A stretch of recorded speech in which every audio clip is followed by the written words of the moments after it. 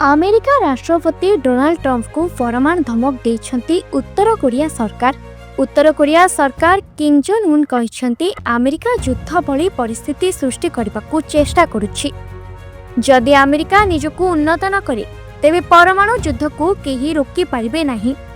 उत्तर Korea news अनुसार Kim Jong Un का सरकार गोल्डन डोम उपरे रागिछंती। अमेरिका निज अंचल को सुरक्षित रखिबा पई एक गोल्डन डोम निर्माण करबा विषय रे कथा होइछि। एहाकू महाकाश रे नियोजित कराजिबो जहा द्वारा भविष्यत रे एहार अंचल रे कोनोसी क्षेपणास्त्र आक्रमण होई परिबो नाही।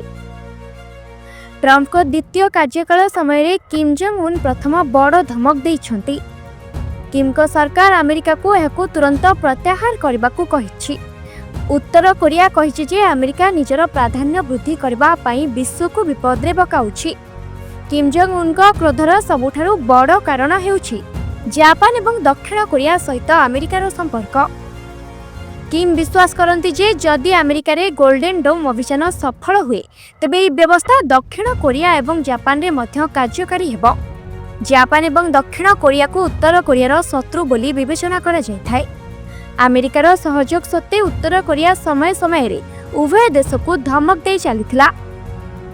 उत्तर कोरिया पाखरे आधुनिक अस्त्र शस्त्रर भंडार रहिछि, किंतु गोल्डन डोम स्थापन एहाकू क्षति पहुंचाई दे पारे। उत्तर कोरिया विश्वास करे जे एही डोम स्थापन द्वारा दक्षिण कोरिया एवं जापान क्षेपणास्त्र एवं बोमा आक्रमणरू रक्षा पाइबो, जहा एहार स्थिति को दुर्बल करिबो।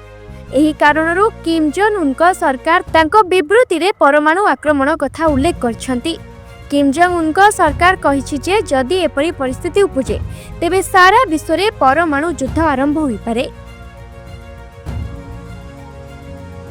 ब्यूरो रिपोर्ट, JBR समाचार।